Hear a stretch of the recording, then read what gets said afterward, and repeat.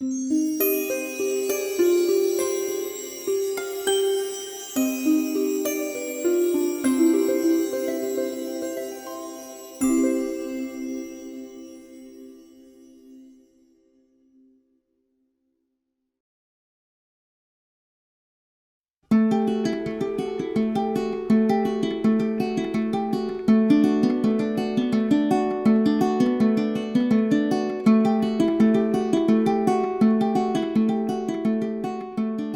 مدرن پاش روی شانه هنر سنتی، یعنی باید به اون نگاه کرده باشه و از دلش در اومده باشه. اون هنر مدرنی که به مدرنیته اروپایی نگاه کرده، هنر لااقل ملک ما یا فرهنگ ما نیست. اون تقلید اسمش. ابراهیم گلستان جای چیز خوبی نوشته بود یادتون نره که تقلید لغتی است که از قلاده میاد.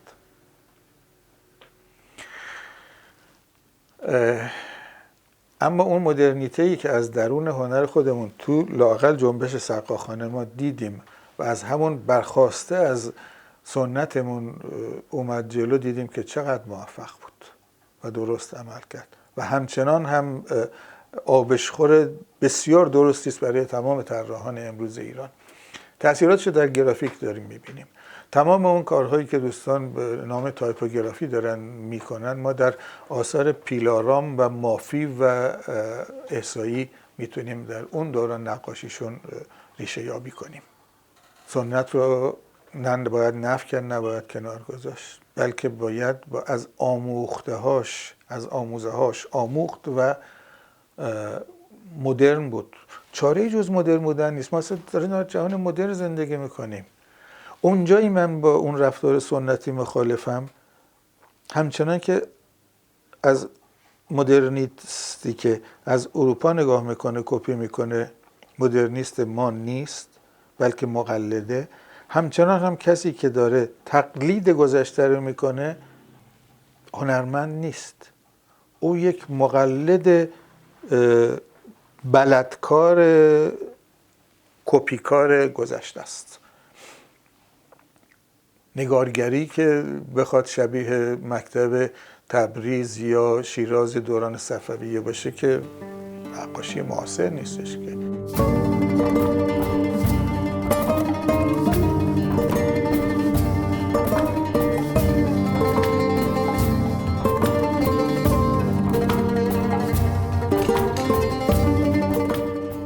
ابزار نوین همیشه تاثیرگذار بوده. اصلا معماری نوین جهان و معاصر جهان اول از همه از نمایشگاه جهانی که در آمریکا اتفاق افتاد بروز پیدا کرد، برای اینکه اولین بار موفق شدن که سازه‌های فولادی رو بسازن و شیشه رو به ابعاد بزرگ تولید بکنن.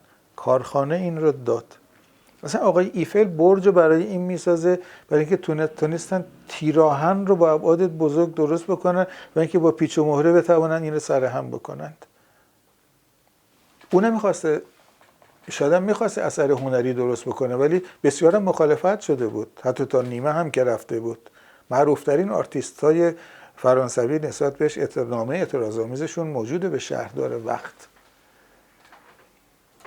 بتون وقتی که رایج شد، از درون تکنولوژی ساخت بتون اومد که بعد ساختمان‌های بتونی درست شد. بعد هنرمند بزرگی مثل لوکوربوزیه موفق شد که با بتون شاهکار بسازه.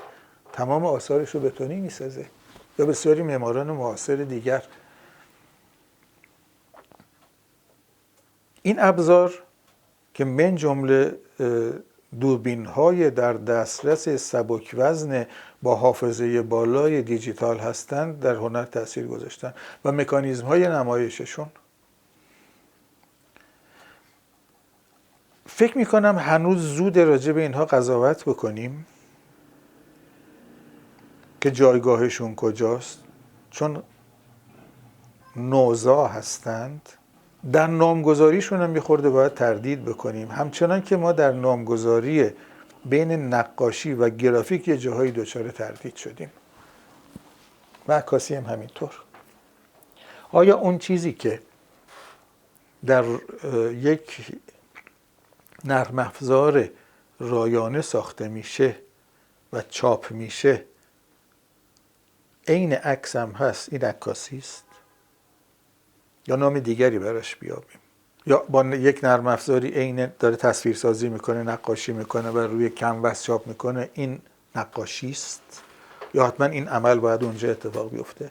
نام دیگری باید براش گذاشت. نامهای خورده الان سخته، اما پذیرفتن حضور این رفتار قطعی است. تردید من در ماندگاری، چقدر میتوانند همین ویدیو آرتی که میگیم تأثیر ماندگار دراز مدت در یک جامعه بگذاره. تا کنون که دیدیم که از همان نمایشگاه تمام شده و بسنده شده و اصلا دیگر تداوم پیدا نکرده. برعکس سینما لااقل عمر دراز مدت تری داره. اونجا تردید میکنن که پس اگر سراغ سینما میرفت این آرتیست موفق‌تر نبود؟ به عنوان مثلا فیلم کوتاه. گاهی اوقات تفاوت اینها رو با یک فیلم کوتاه من درک نمیکنم که این فیلم کوتاهی که داره در یک گالری نمایش داده میشود یا اینو باید ویدیو آرت نامگذاری کرد؟ آیا اینکه فقط صدا نداره شده ویدیو آرت، صدا بگذاره میشه فیلم کوتاه؟ آیا اینکه این فقط لوپ شده ویدیو آرت اسمشه؟ و وقتی که این لوپ میشه آیا نباید معنای تازه تری در لوپ شدن حاصل بکنه؟ در لوپ اولی که اتفاق میفته در یک ویدیو آرت من میگم خب من دیدم میرم بیرون، در صورتی که نه، اصل قضیه این ویدیو آرت هنرش اینجاست که در بار دوم من بتونم چیز دومی کشف بکنم. لوپ باید برای من یک تأثیر مجزا بذاره. بعضیاشون تونستن موفق شدن این کار رو بکنن که اولا من نقطه قطع لوپ رو نفهمم و اینکه ببینم که دارم تازه میبینم، این فوری نفهمم که تکرار شده.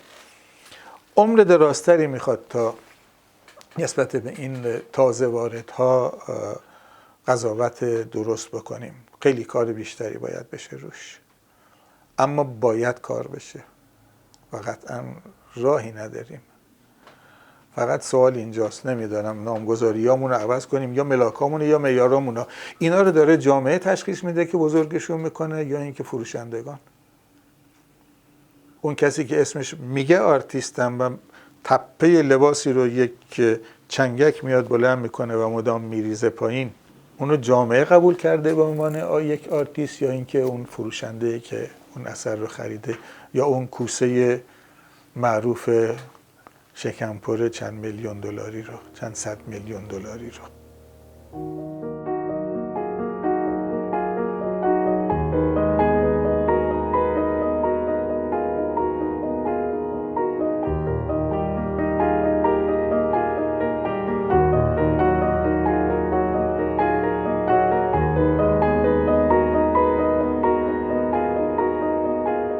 بعد از دوران سقاخانه به نهایت آبستراکسیون هم حتی در بسیاری از نقاشانمون رسیدیم.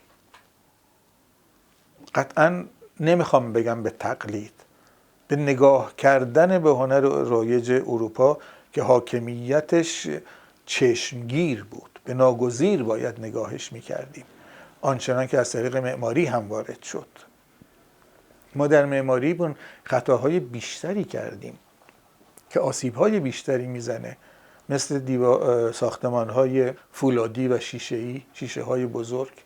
اونم برای تهران که بعداً شهرهای دیگرمون هم کپی کردند. برای تهرانی که تابستان‌های گرم داره و همیشه آجر بهترین مصالح بود، چرا گذاشتیم آجر از دست بره؟ متریالی به این زیبایی و در دسترس، کشور خاک و با بهترین ایزولاسیون گرمایش و سرمایش. حالا اگر اینها ناگزیریه، اما در حوزه‌های دیگر فرهنگیمون باید بگردیم ببینیم که چرا و چگونه این اتفاق افتاد. بخشی از تقصیر رو من همچنان در آموزش میبینم. اونجا اتفاق نیفتاد. من خودم زمانی که دانشگاه بودم، آقای تناولی هم تشریف داشتن، معلم بودن ایشون، من دانشجو بودم. خود ایشان که ایراد میگیرن میگم چرا کاری نکردید که همین چیزی که میگید و تدریس بشه، مجسمه سازی که دنبال هویت ایرانی باشه. باید آموزش میدیدن دانشجویان که بیان این رفتار رو بکنن دیگر. سقاخانه چرا تداوم پیدا نکرد؟ چرا قطع کردیم این پژوهش‌های منفرد رو که باز هم اشکالی نداره، چندین دوران دور هم جمع شدن اما باز جدا شدن از هم دیگر، اما داشتن با هم دیگر فکر میکردن، اگر نه کنار یکدیگر اما تک تک داشتن فکر میکردن.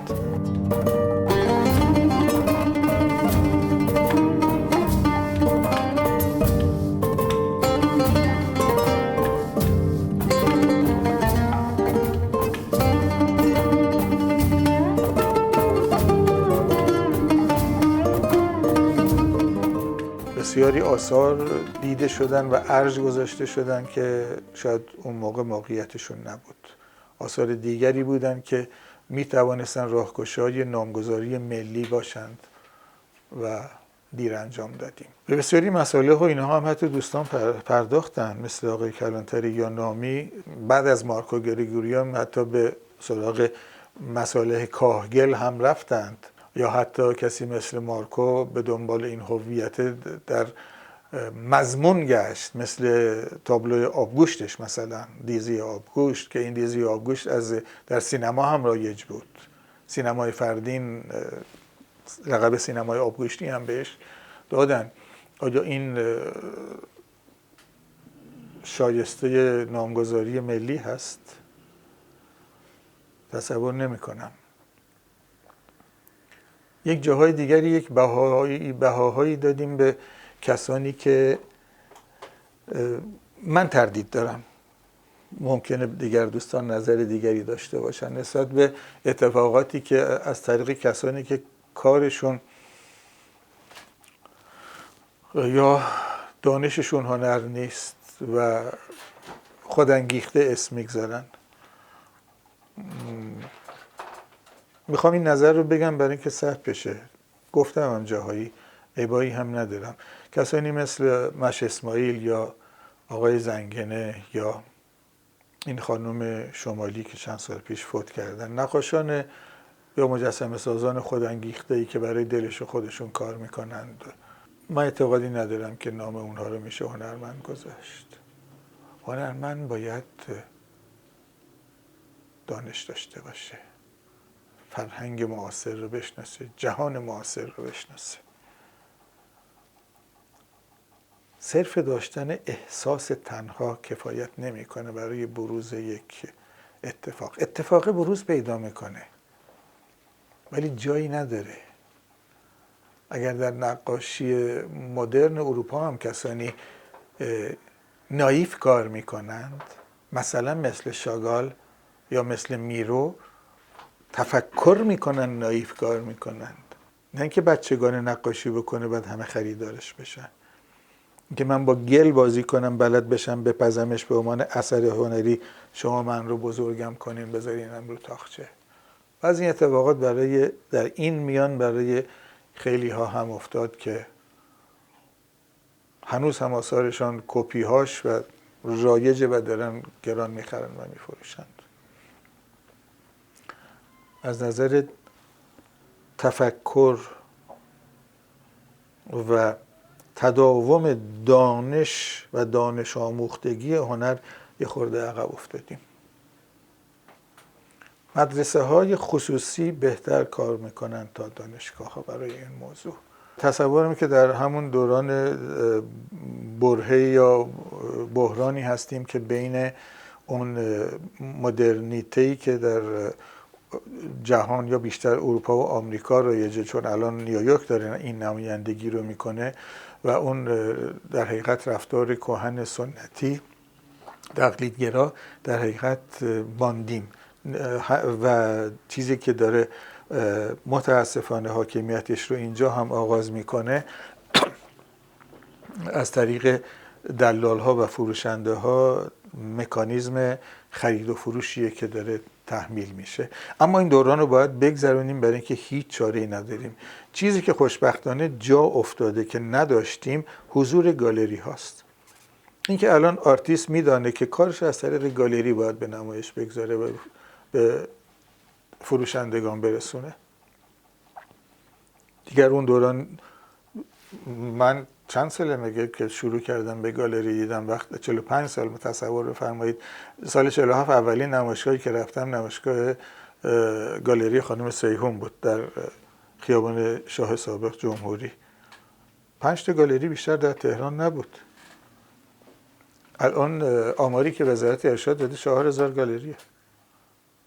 بگیریم نصفشون معتبرن، بگیریم 500 تاش کار میکنه، بازه 500 تا بازه، توش اثر گذاشته میشه، سواد بصری مردم بالا میره،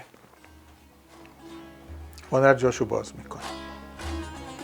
این جزو اون بخش امیدوارانه و نگاه کردن و آرمانگرایی هایی که همیشه داشتیم میتونه باقی بمونه.